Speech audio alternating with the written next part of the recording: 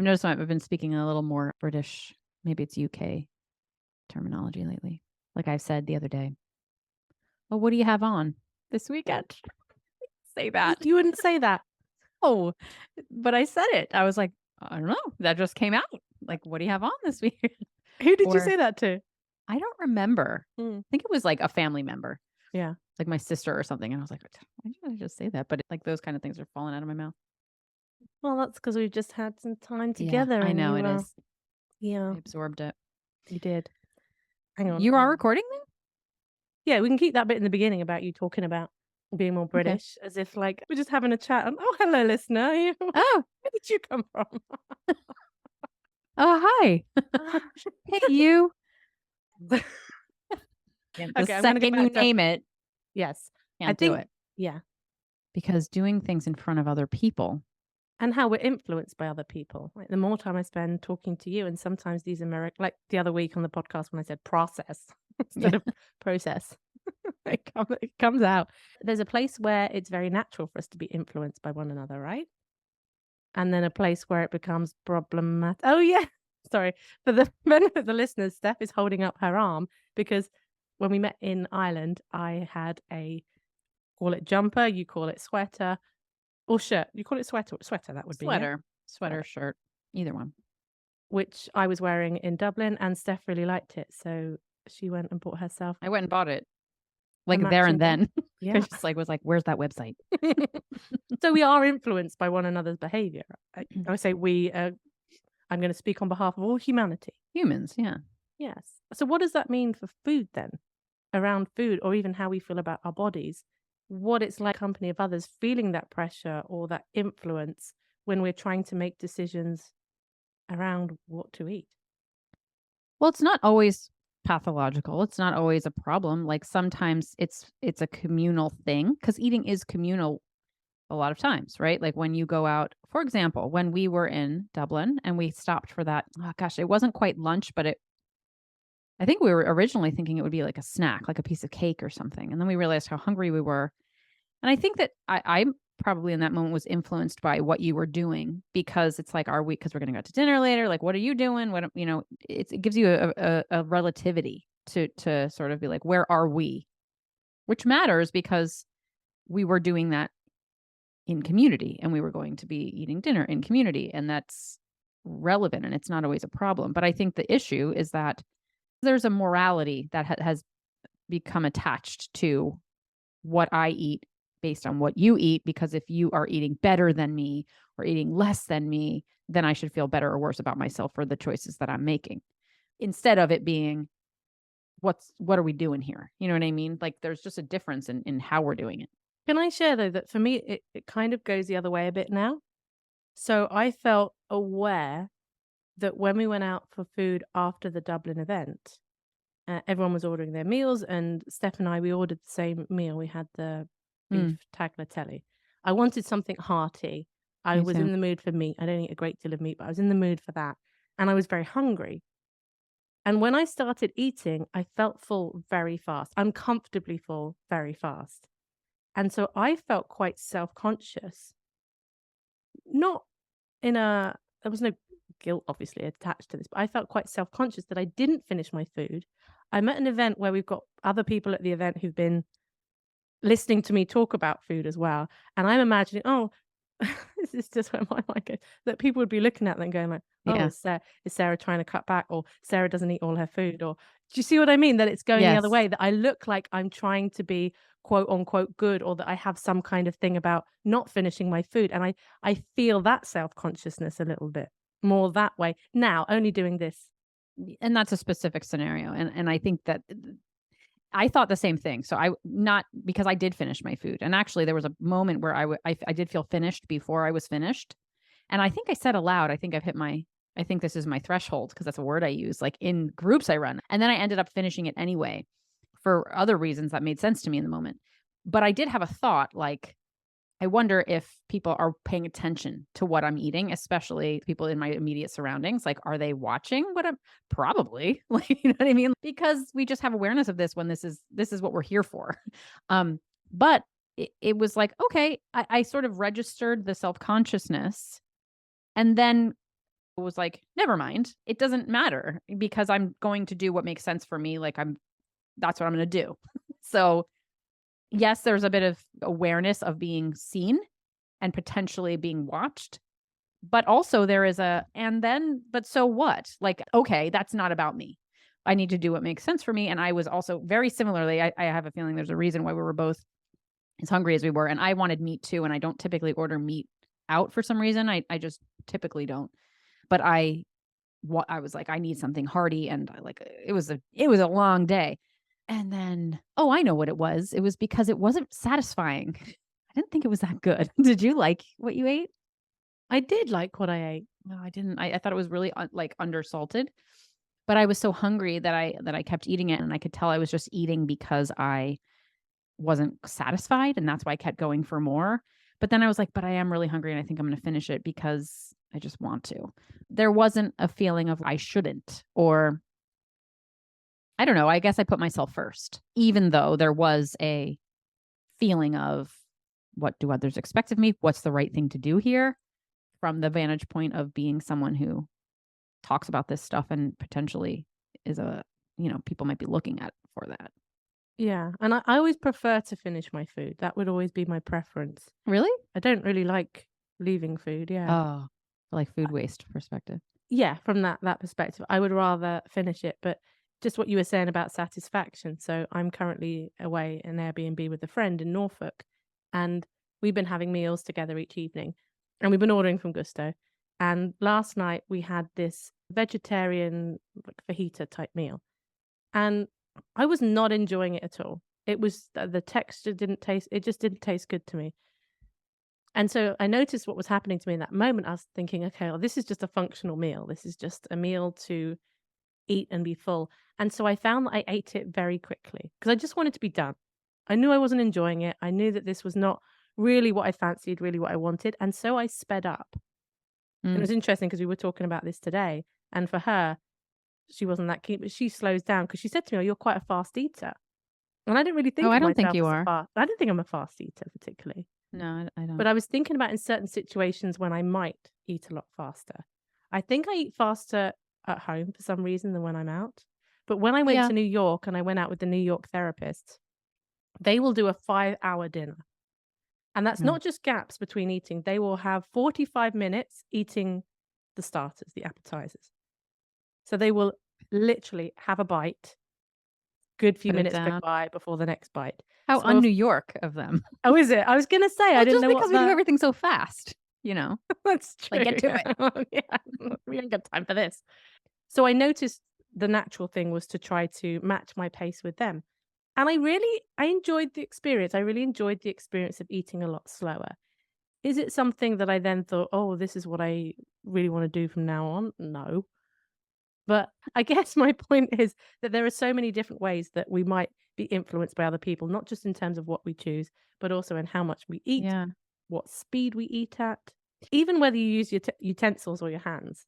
So I have it now. You know about my bite, Mhm. but I'm guessing that most of the listeners won't know about my bite. So you're going to have to go on YouTube and see it to really understand it. For the benefit of people on YouTube, this is my mouth closed. And for the benefit of people listening, my back teeth meet, but I have a quite a large gap between my front teeth and my bottom teeth. So they don't meet at the front. So I can't, if I bite into pizza, for example, or a sandwich, all the filling comes out because I can't bite through it because my front two teeth don't meet. So whenever I go somewhere and let's say we're having pizza, even if it's takeaway box pizza, I need a knife and fork. Not because I'm being precious about anything, because I genuinely cannot eat pizza Yeah, I without a remember knife and when you fork. did that, and I was like, "Aw." So it's like, you can't bite a piece of I pizza. can't bite a piece of pizza. But it's interesting the impact that it has on some people. Some people Mm. then start being self-conscious about them Yeah. eating with their hands as if I'm going, "No, this is the way that we're supposed to do it." Or people will ask, "Oh, is it okay if I eat mine with my hands?" I'm like, "Of course it is. It's your pizza. Yeah. Do what you want." Yeah, but there's a conversation in which we're talking about influence where other people are influencing us in a way that makes us feel like we're not doing something right or we're doing something wrong versus just simple influence. And I remember when you came here, actually, and I think it was pizza. Was it pizza? And you were cutting it with a knife and fork. And first of all, I thought this was cultural at first because I was like, "Oh, you're so much more civilized." Yeah. And then you told me why, but there was still this feeling of like, I don't know, there was a feeling of difference. And I think it might be recovery's impact because I'm not beyond feeling like I'm doing something wrong. Like I'm not typically my whole life I have not been somebody who's like just so confident in what I need to do that I just do it, you know? But I think recovery around food especially, well, probably around other things too, has sort of allowed me to experience that self-consciousness or that like questioning of self and then to come back to myself and say, what makes sense for you, Steph? You know what I mean? And to do that thing. It's part of the humbling as well. Like there's been so many times where I have had to be like, I need to honor my hunger right now because if I don't, I'm going to binge. You know what I mean? Even though so and so's not in front of me, and to be like, I need to do what I need to do for my greater good. And I've done that so many times that I feel like there is this sort of like, yes, I feel a certain way all of a sudden about something, but what makes sense for me? The other thing, or another thing, is that I think sometimes influence from other people can be productive. So when we went away, I mean, Dublin's fresh on my mind because we were there just recently. And so we stayed at an Airbnb. And so we were like, all right, well, breakfasts will be there. So we went shopping first to get stuff. And you were like, let's do the and you were quite excited that I was on board with that. It seemed like the cucumber, oat cake, carrot, hummus, yogurt thing, fruit thing. Mhm. Which is not something I typically have here, but I like trying new things and all that. And so I ate what you ate because you ate it, right? So it wasn't like I went to the store and said, "What do I want for breakfast?" It was literally you were saying, "This is what I want. You want it too?" And I was like, "Okay," just because it's yeah, sure. And it was interesting because it helped me sort of when you take yourself out of your routine or what you would normally do, it does give you some kind of perspective on things that are not in your autopilot, right? So it's kind of like, all right, what is it like to have this kind of it was kind of a deconstructed breakfast. And it was interesting because I posted about it to my subscribers. Like I took a picture of it and I was like, this is what we're having for breakfast, just sort of explaining the whole thing. And somebody questioned it and said, like, kind of commented on the fact that it was deconstructed and it looked very mishmash. And I did have this moment of feeling accused or, oh, is that bad? Like, is that wrong?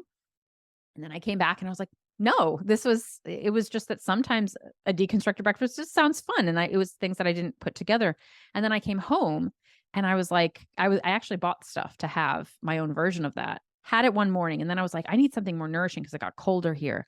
And I realized I needed more of a constructed breakfast. But it was just this interesting, like, uh, take on going out of your routine, being influenced by somebody else, integrating that and being like, okay, that's more information for me about what this kind of a breakfast feels like for me and when I would want it and when I wouldn't. And that's something that you get from like that's a positive aspect of influence of being able to expand and include more variety than you normally would.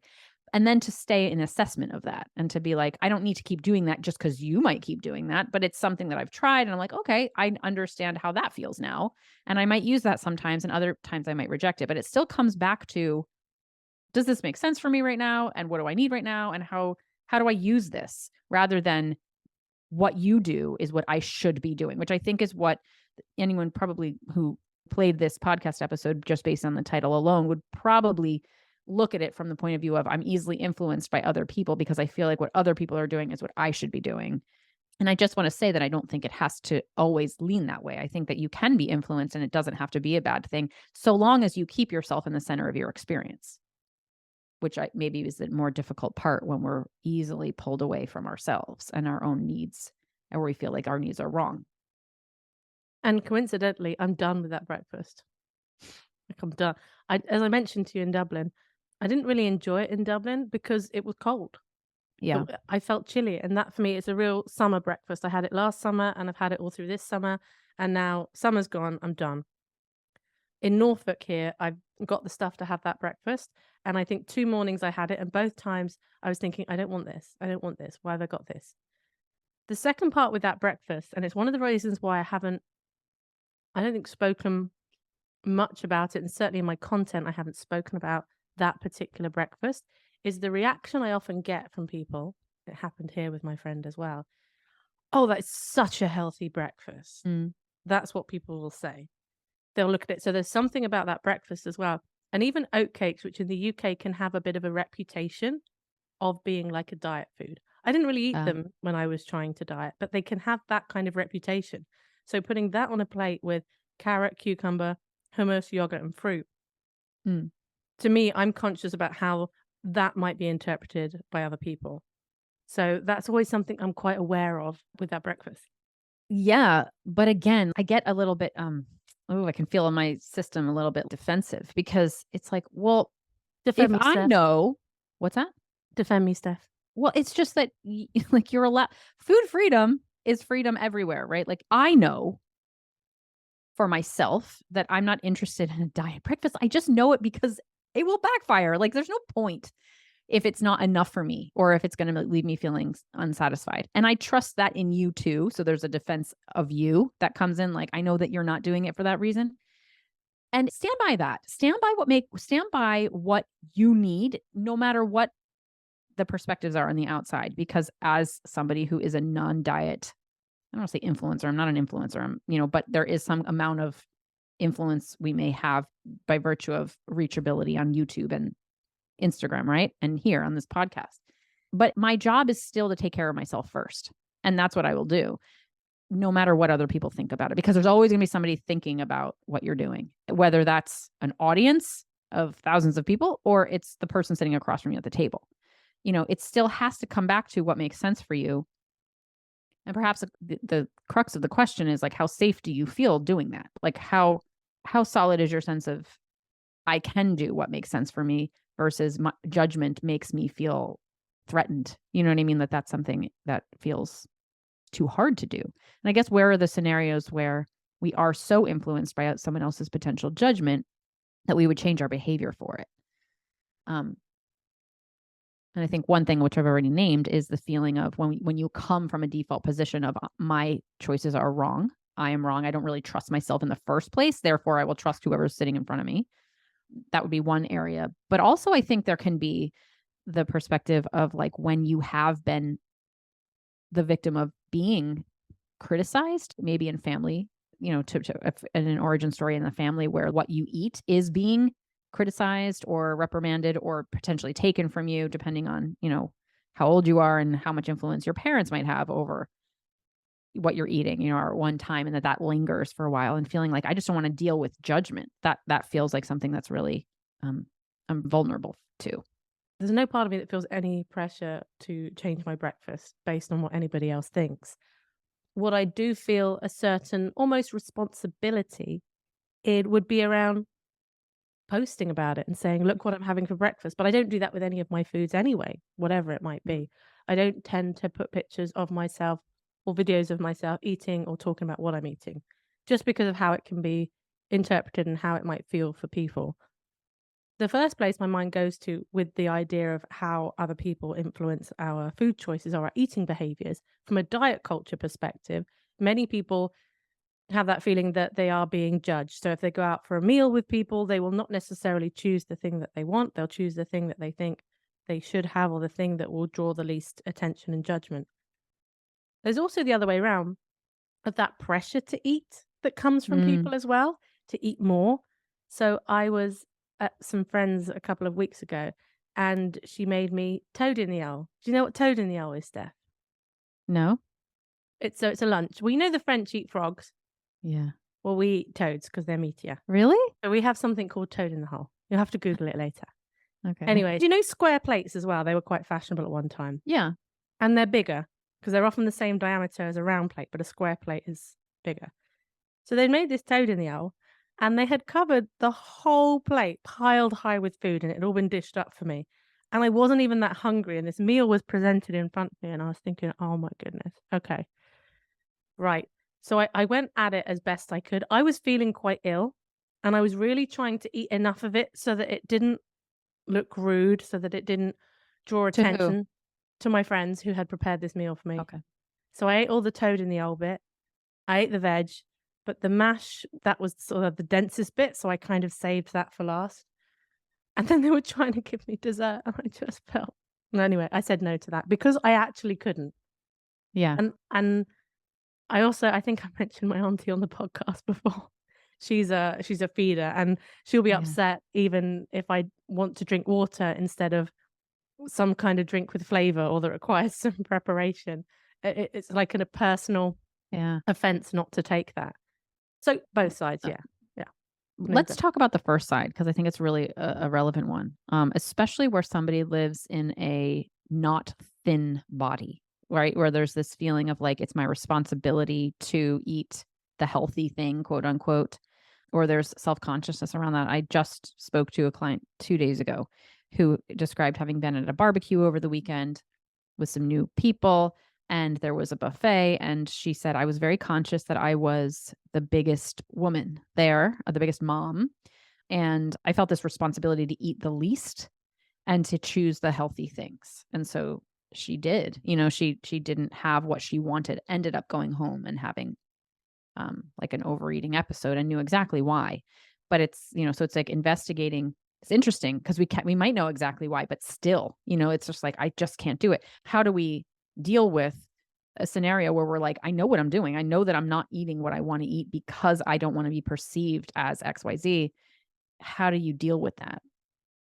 How? I got to tell her next week. I think this is a tricky one, isn't it? Ultimately, this is where I end up, and this is not gonna chime with everyone's experience. On the whole, hang On on, the let me toad think in the of hole. on the toad and the owl. You have to try it, Steph, next time you come. I'm gonna No, take you up no, the no, toad and it's owl. another no, thank you. Toad, I don't know. I've had snails. That's about as far as I'd go. Yeah. No, it's good. It is good. I'm gonna sneak it to you without telling you what it is, and you'll love it. I will never trust you again. So Well, I can you answer. If you want to answer it, you can. I can also take on that because I just okay. put you on the spot. Okay, you start. You start. I'll follow your lead. I'll tell you what I did say to her, and this is just one angle of looking at it. And I invite other perspectives, which is why I did ask you the question, but my view of it, because I've never been judged for my food choices explicitly, but I have felt like I haven't had evidence of it, but I have felt like I should be eating, less or not having the dessert, whatever. And I think that this comes from, for me, the assumption that I'm obligated to be aware of my weight or of losing weight. This whole idea of even if you live in a larger body, as long as you're trying to lose weight or you acknowledge that you should be trying to lose weight, then it's like you get this pass, right? Versus being someone who just owns themselves, right? And so I think about the value system with which I would enter a situation and feel like I need to be eating less or a different thing because of the size of my body is based on people pleasing and also on the value system of body, of objectification, which I lived under for a really long time. And I think a lot of us do to a point. I mean, we were raised sort of like that. And when you question the values, so in speaking to this client, I said, what do you want to be seen for? What do you want to be known for? What do you want to be valued for? Like, is your value in that company your body or your commitment to that? And she, we have talked at length about like, she's a very social person. She's very friendly. She is happy that she's someone who she's like, I just want people to feel comfortable around me. And I'm outgoing and I like that about myself. It's part of what builds her self-esteem. It's like, well, bring that into the equation here because I know for myself that anybody, even in the thickest of my disorder, when I was around somebody who could just own who they were, which to me speaks to some level of authenticity, which is one of my top values, right? There's something about that to me is like, I like you then. Like I want to talk to you. I want to be like you. I like people who are like, yeah, I'm having what I want and I don't feel any certain way about that because this is just who I am. And I'm not here to be the thinnest person in the room or to pretend that I'm trying to be. So there's a value in just owning what it is you want to eat and eating it that is inherently actually more speaking to the value system of which I'm trying to like, you know what I mean? So it's sort of like this updating in your mind of like, are you living under a value system that doesn't even apply to you anymore? You know what I mean? And maybe you're not. Maybe there is some part of you that's like, no, I really do still value the way I look, and that is part of how I want to present to people, and that's a different issue. But I think for some of us, there's this. Does this even make sense as far as how I want to be in this company? In the company of these people? and to call to mind, like, what are the values you're trying to embody actually? Who are you in this? Who are you in your life right now? And how do you want to be seen and felt and experienced? And does that match up with the way that you're trying to eat? Like, is how you're trying to eat even helpful? Like, does that matter if you really think about that? This might sound tangential, but it's linked in my brain. When you were in the midst of your eating disorder, how much of your mental space was used thinking about or judging what other people were eating? Little percentage, No, it 12, doesn't have to be that specific. Just 12%. 12.3. For me, where I landed, even at the time when I was right in my binge eating disorder was and bulimia, I was thinking, I'm not thinking about what anyone else is eating. I don't care what anyone else is eating. So therefore, I project that onto people and I assume that they don't care about what I'm eating. Now, I have met people for who struggle with food and do find themselves very intrigued and having a lot of thoughts about what other people might be choosing and why. And so there's two elements. I think one, there's what we experience, particularly at very vulnerable times in our life, and two, what we're doing now. And also there's another part of me that goes, okay, I know that there could be people out there who might have thoughts or judgments about what I eat. And then my rebel just comes in, this Yes. defiance that's like, I don't care what you think. Yeah. And when I was struggling with food, yes, I could go out and not order the thing that I wanted because I was trying to be good. My memory of that is that it really wasn't about other people. That was the pressure I was putting on myself. And if I was at home, I'd be trying to do the same thing. I'd be trying to eat the thing that I thought I should eat. And then, of course, that not lasting very long and turning into a binge. So it didn't feel to me like it was much about other people. I was just so much in my own little bubble at that time. I felt like I was quite unaware of what other people might have been thinking in that regard. But what if you're talking about the fear of judgment from people who aren't in an eating disorder, who just have beliefs that are aligned with diet culture and maybe they are paying attention. And I think some people are, especially people who are, who maybe don't cross the line into an eating disorder, but just they uphold some kind of morality around food at like a lesser level, but they're still aware, right? Because a lot of the culture judges other people's weight, bodies, and food choices. Not everybody, and I think less people than you think. But to me, this is the rebel sort of comes in because it's like, that's great. That's what we're taught. That's conditioned. But there's something that speaks louder than that. Like when you are somebody who's just embodied in yourself and you look someone in the eye as you're eating a piece of cake, even though you're in a bigger body. Like there's something about, and I also want to be mindful of the fact that there might be a spectrum of this because there is true trolling and there is, there might be people in larger bodies whose family members might say like, I'm really concerned about your health. Why are you eating that cake when, but there's something about like just being like, like I'll mind my business and you mind yours, and just really holding in that, whether you say those words or not, you know what I mean? There's something communicated that to me is just so, and I guess that maybe it's biased to my own personal values, but there's something to me, like I really lean on that idea when I feel self-consciousness because I just feel like if I just show up in my skin and not apologize for it, that's exactly the kind of person I want to be. And there's something really tragic though about when people are feeling that judgment and when it's creating this public eating persona versus this private eating persona. I think that's when we fracture. And there was a bit of that because I wasn't binging in front of people. So there was an influence there in that there's no way I'd binge in front of people. I might order the meal that I wanted, but I didn't have so much judgment around meals per se. It was all the stuff on top of. I was kind of quite permissive in the sense of I'm allowed to have a satisfying meal. And that wasn't something that I had to do a great deal of work around.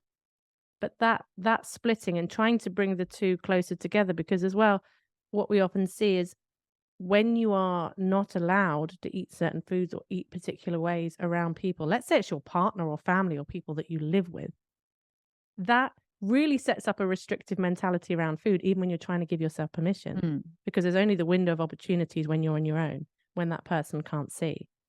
And so the amount of times I've worked with people who are saying, I'm giving myself permission, I'm having all these foods, but they're not eating these foods in front of people. So there's Yeah. still this separation. There's still only these little pockets of time when it's possible to have these foods. And that can still set up this split between a binge restrict or even being in control, quote unquote, in control, and being quote unquote out of control. Yeah. Yeah. This is, I think eating in front of people is is a tool for binge eating recovery. Of being able to eat, because there is an implicit restriction, as you say, in only allowing those foods to be eaten secretly or privately, because that implies there's a judgment, and that the if those that wouldn't be allowed to do in front of somebody else, then that's not full permission. Also, the idea of identity here, if you're known as someone who like watches what you eat, or you're a good dieter, or you're a healthy, you're a clean eater or something like that, and that's what people know you for and sort of respect you for, and you build an identity around that. There can be a sense of like, I don't want other people to see me eating, because then I'm going to lose the thing they know me for and value me for. Is that And what then you what? felt? Is that what you felt? Not at the point where I recovered, because at that point I really was like, I just need to heal. Like, this is more important than anything. But I guess before that, yeah, there was some kind of like upholding of like, oh, but to be honest, it wasn't like I really felt like I really wanted to be eating the foods I was eating, because it was like, everybody, clink my glass, like, this is how one should eat. Like, and I really meant it. And I really like was like, yes, see. And so I'm the person that somebody else is afraid to eat in front of, because of the judgment that I am admitting I had. But to your point earlier, I didn't care as much about what was on your plate as much as I cared about showing you what was on mine. You know what I mean? So the judgment, this was about me, not about the others. And yes, there might be like, oh, you shouldn't be eating. I would judge what my mom cooked and what my dad, and always with the family, I was like, you guys, this is what you should be having. This is what you should be having. See? Um, but I needed them to eat what they were eating so that I could feel like I was doing something right. Again, not about them, about me. And I think that when there's comparison going on and when there is judgment going on, this is so frequently about the person judging, not about you. And that can be hard to hold on to in a moment where you really feel the insecurity of being judged or watched.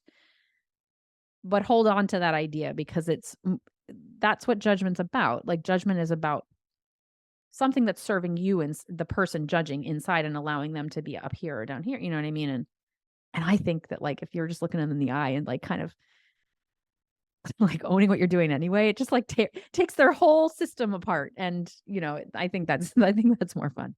What would you say to the person who doesn't really know what they want? They've been, or they've spent so long making their food decisions, deciding what they think is okay based on other people, what other people are doing, what they feel other people's expectations are. So even the idea of, let's say, going to a restaurant and having what they want is that they don't even know where to start with that, because Yeah. they'll ask themselves, what do I want? And the answer will be, I don't know. The mind, I will get this right in the edit.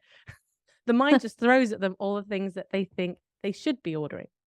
I think visual cues for me is the first thing that comes to mind. Like, there's something about thinking about something, like reading a menu and thinking about it, versus seeing something. So at a restaurant in particular, I will sometimes look at the people's tables around me and be like, "Ooh, that looks good." It's what your senses are drawn to. If you have the accessibility to see it or smell it, or even to taste it first. I just What's had so an funny? image. I just had an image of you doing a loop of a restaurant, just having a really good look on people's plates before you make your decision. I have been known. I mean, I recently went out to eat, and we were sitting. Sometimes the tables are super close together. You can hear everybody's. This table was really close, and I was trying not to look. And then I was just like, "What am I doing?" And I was just like, "What is that? What did you order?" Because that's exactly what I want to get. That's influence that was helpful, because it was like I see something that I'm like, "Ooh," because it bypasses the brain. I mean, my brain might come into it later and be like, "Oh, but it's a lot of calories," or it won't now. But I'm saying that's a possibility that your brain might come in, but it's second to the initial like, ooh, what is that? The interest, the piqued interest, or the eyes being drawn to look at something or just continue smelling something. So to use the senses, if you can, as a way of your body telling you what you want before your mind has a chance to participate in that conversation. It's interesting because only today when I was out for lunch, I think we'd already ordered our food, and then the waitress came past, and she was carrying like a wooden board with this piece of cake on it, and just the way it was all presented just looked incredible as this piece of cake went past us. And so I stopped the waitress. I was like, "What's that? What cake have you got?" And she said, "Oh, we've got carrot or we've got Battenberg." And inside I just kind of went, "Oh." Like, but the visual It of looked this better cake than it sounded. looked amazing. But for me, I don't know. Carrot cake's fine, but it's just not one that I'd get very excited What about. would you like? What would And you have wished it was? Battenberg. Do you have What's Battenberg? Battenberg? No, I don't know what Oh, that is. do you like marzipan? No, I don't. Yeah, it's covered in marzipan, and it's just this very sickly sweet. It's bright pink and bright No. yellow. It's a No, really okay. old-fashioned cake, and it's naff. I don't even know why it's still around, or why I use the word naff because I don't think that word's still I around. don't know what that is either. My favorite cake would be my friend used to make me for my birthday. She did it for a few years. A chocolate and banana cake. That was incredible. Mm. I like an apple cake. I like a good lemon cake. Oh yeah, we talked about this. Yeah, here in Norfolk, they've got a place called the Lavender Lounge, and there's a lot of lavender going on. And I had a lavender cake, Mm. and I really liked Gosh, that. why do I seem like pickier every time I talk to you than I thought I was? I don't like florals in my desserts. Hmm. Like rose. Last night I went to the ice cream store to get anyway, and there was an ice cream there.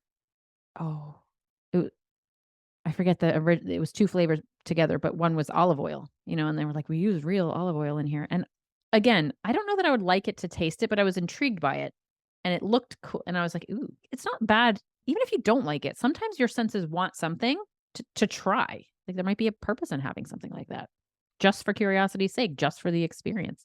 Agreed. Mm. I like floral taste in my food. Harrods one year, probably. I still think about these biscuits. Probably 15 years ago, something like that. They did as one of their Christmas ones. They did this chocolate and violet cookie biscuit. It had crystallized edible violet on the top of it. It was just I'm just gonna have a moment to think about that. It was so good. Is it like lavender? Violet, yeah, quite similar. Yeah. You don't have Parma violet sweets, I'm guessing. No, We have these sweets that are violet flavored here. no, I wouldn't want that. Mm-mm. But I do like rosemary flavored things. That's different. That's not floral, but it's a plant. Anyway. You can just talk about different foods. Or Stefanie, do you have anything that you want to plug? Oh yeah. I just wanted to remind or let people know that Sarah and I work with people. So if you have, and I also have a body image course, not a course, it's a body image webinar and a workbook for anyone who is looking to just like sort of dabble a little bit. And those links are below all of our show notes. Just to let people know that like in those descriptions that we have of these podcasts, there's ways to connect with us underneath, including joining our community. Come and join our community. And if you could leave us a review, we would really appreciate it. If you're on Apple Podcasts, you can leave a review. If you're on Spotify, you can rate the show. Tell a friend. Why don't you? That's one of the things you're supposed to say on podcasts. One of my mum's friends recommended my YouTube channel to someone she knew who struggled with binge eating. And Really? this woman was really offended. She was saying, "Why have you recommended me this YouTube channel?" And my mum's friend was like, "Oh, it's just because I know her and I'm just helping her grow her channel." Oh, that was good save. She did it, yeah. But it could be a bit like that with this podcast, hard to recommend to people if it's about dieting and disordered eating. But do it anyway, even if you end up offending people. You could save a life. I like to be like, oh, there's this one joke they tell in that episode about lavender and violet that we didn't tell a joke, but just like, oh, this one part of the conversation here I really like to hear. Listen to the whole thing. Yeah, you should have heard them talking about print and cursive writing. Oh, I wanted to ask you. So at the workshop when I wrote on the thing, it was print. Did you think that was funny? I mean, I did hear quite a few people talking about it, but I think it was all right.